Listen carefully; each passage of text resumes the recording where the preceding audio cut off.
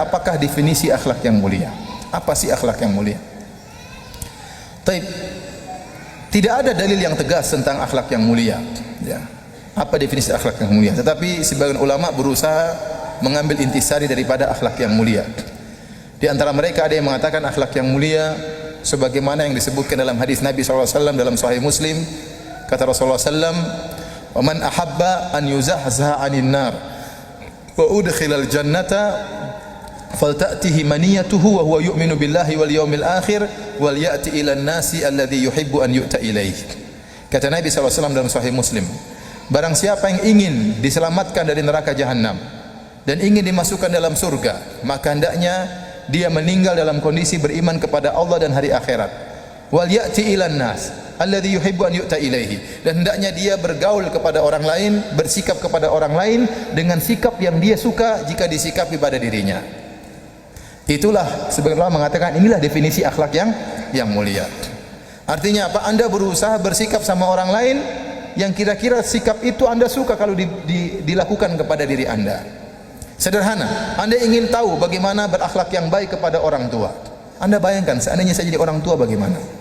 Kalau saya jadi orang tua, saya ingin anak saya sering telepon saya. Saya ingin anak saya datang. Kalau datang bawa hadiah. Saya ingin anak saya seminggu sekali bawa cucu-cucu saya ketemu saya. Seperti itu. Ya, kira-kira orang tua saya ini maunya gimana? Jadi kita berpikir bagaimana akhlak yang mulia. Nah, kalau saya jadi ibu saya jadi bapak saya, kira-kira yang disukai oleh bapak saya itu apa? Namanya orang tua mungkin malu untuk minta. Orang tua malu untuk minta. Ya, kalau jadi orang tua mungkin malu untuk minta sama anak. Orang tua tuh kalau bisa memberikan, bukan minta. Kalau gitu nggak perlu saya tunggu dia minta. Saya tak, "Ma, ada perlu apa? Ada yang bisa saya bantu?" Lihat apa keperluannya kita kasih. Itu namanya akhlak mulia sama orang tua. Kalau ingin tahu akhlak yang mulia sama suami bagaimana? Renungkan. Coba kalau saya jadi suami, kira-kira apa yang diinginkan oleh suami saya? Oh, suami saya inginnya nikah 4. Enggak ya ibu-ibu, bercanda ya. Tapi bercanda saya enggak bohong ya, kenyataan. Baik. Jadi kira-kira suami apa yang disukai oleh suami? Suami suka kalau dia pulang dari kantor, istrinya sambut, ya, bukakan kaos kakinya, cium tangannya, ya itu. Kira-kira seperti itu. Berarti kalau istri yang berakhlak mulia, suaminya datang disambut. Ya. Dia sudah berpenampilan rapi, sudah bersih, sudah harum. Nah, itu yang dicari oleh suami. Apa yang diingin kalau saya jadi suami? Kalau suami ingin mengajak ke tempat tidur, istrinya tidak nolak dengan berbagai macam dalil. Ya. Untuk ketawa padahal banyak yang belum nikah ya. Jadi kira-kira seperti itulah. Jadi ingin tahu akhlak mulia. Sekarang berakhlak mulia bagi istri gimana? Ya, kalau saya jadi istri kira-kira gimana? Ingin suami saya perhatian sama saya, jangan ketemu di rumah WhatsAppan terus tidak perhatian sama saya. Ya, ajak seminggu sekali makan di luar misalnya. Ya, terus belikan saya emas. Nah, itu suami yang baik, berakhlak mulia sama istri. Nah, kita pikir kira-kira istri saya sukanya apa?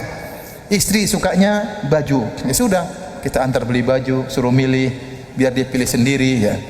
Istri perempuan sukanya begitu, ya. Perempuan sukanya begitu. Jadi sebelum kita bertindak, kira-kira akhlak yang mulia kira-kira seperti itu. Apa yang kalau saya jadi dia, apa yang sebaiknya saya inginkan. Ini definisi ini yang dipilih oleh Syekh Abdul Razak hafizahullah taala. Tatkala beliau menjelaskan tentang akhlak mulia, kata beliau, itulah akhlak yang mulia sebagaimana sabda Nabi, wal ya'ti ilan nas alladhi yuhibbu an yu'ta ilaihi. Engkau melakukan kepada orang lain dengan sikap yang kau suka kalau kau digitukan sama orang lain. Kalau Anda misalnya menjadi bos, sama bagaimana akhlak mulia sama supir?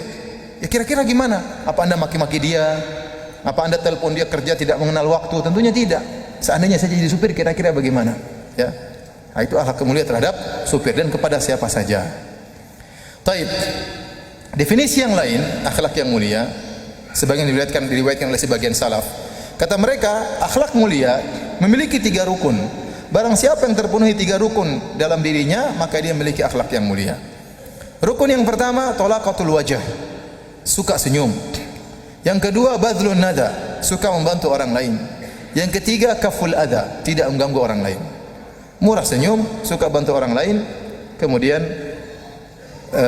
tidak mengganggu orang lain. Kenapa murah senyum? Karena orang murah senyum menunjukkan orang itu tidak sombong, tidak angkuh. Taib, kita memang mudah-mudah senyum sama orang kaya, gampang.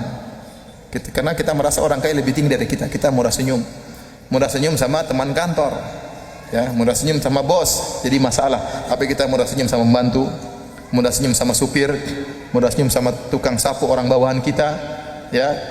Nah, ini akan terlihat pada diri seorang sombong atau tidak. Ya, kenapa ente mahal senyum? Emang senyum itu pakai duit? Kan nggak pakai duit. Ente senyum juga nggak ada duit yang kurang kan? Ada duit Anda hilang kan nggak ada. Terus kenapa Anda sampai pelit sama senyuman? Berarti ada sesuatu dalam hati Anda. Berarti ada keangkuhan. Padahal senyum nggak bayar. Kalau senyum bayar mungkin orang boleh pelit. Ini senyum nggak bayar. Terus kenapa Anda nggak mau senyum? Kenapa Anda nggak mau senyum? Ya. Bahkan sebagian orang sudah senyum samanya dari jauh, ketemu sama Anda dari jauh sudah 5 meter dia sudah senyum. Dia sudah buka giginya, dia sudah sampai depan Anda cuma dari jauh-jauh dia buka gigi tutup. Terutama akhwat, ibu-ibu juga demikian. Ya. Murah senyum sama tetangga. Ustaz, tapi kita pakai cadar. Senyum meskipun pakai cadar kelihatan dari lirikan mata. Ya, meskipun giginya enggak kelihatan. Tapi dengan mata tetap, kalau senyum kelihatan raut wajahnya, di mata kelihatan dia apa? Senyum. Jadi ini yang pertama, talaqatul wajh, murah senyum sama orang, ya. Ini menunjukkan Anda berakhlak mulia. Karena memang ada orang yang subhanallah berat senyumannya. Ya, tidak berat sekali.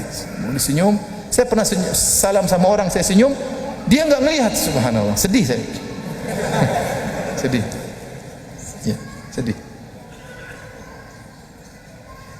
Tapi pernah begitu, ya. Ya enggak apa-apalah. Ya, tidak selamanya kita dihormati orang. Enggak apa-apa.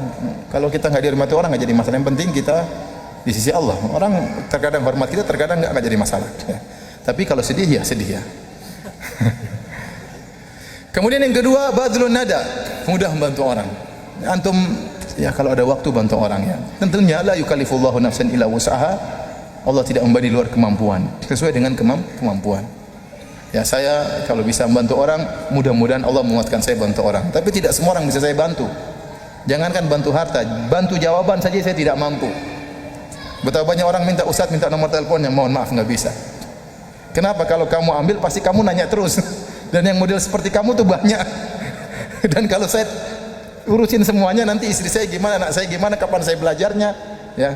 Jadi saya lebih baik dari awal saya bilang mohon maaf saya nggak bisa. Ini buat orang-orang khusus keluarga dan yang lainnya. Ya.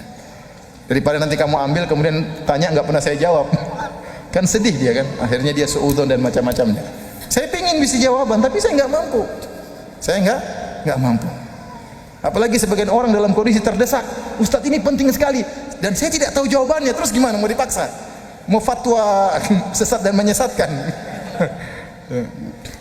Terkadang bagi orang Ustadz ini pertanyaan dianggap mudah, padahal bagi saya tidak mudah itu. Bagi saya berat, susah. Ustadz gimana hukum bekerja di sini? Mau saya bilang haram suruh keluar juga nggak gampang. Mau saya bilang harus terus bekerja juga nggak gampang. Akhirnya saya bilang tanya sama Ustadz yang lain. Selamat. Jadi artinya kita juga ingin bantu orang, tapi terkadang ada hal-hal yang buat kita nggak bisa untuk membantu orang lain. Entah waktu yang kurang, ilmu yang kurang, dan macam-macamnya. Ya, terkadang saya merasa terganggu tatkala ya sering ya saya sudah selesai pengajian kemudian saya buru-buru ingin ketemu keluarga, tahu-tahu pertanyaan, waduh, mau bilang antum ini nggak ngerti, saya saatnya sekarang ketemu apa keluarga. Itu keluarga masih banyak pertanyaan mau ditanyakan ke saya. Bukan pertanyaan antum saja, istri saya juga banyak pertanyaan, anak-anak juga banyak pertanyaan. Jadi maksud saya kita berusaha membantu orang lain semampu kita. Kemudian kaful adza, jangan ganggu orang. Ini poin paling penting, jangan ganggu orang. Antum jangan nyakiti hati orang lain, jangan rendahkan orang lain, ya. Jangan dolimi orang lain, jaga diri, lisan dijaga, tulisan dijaga, jangan sembarang komentar menyakiti hati orang lain, jangan sembarang menuduh, jangan sembarang bicara, ya. Ini semua menafikan akhlak yang mulia.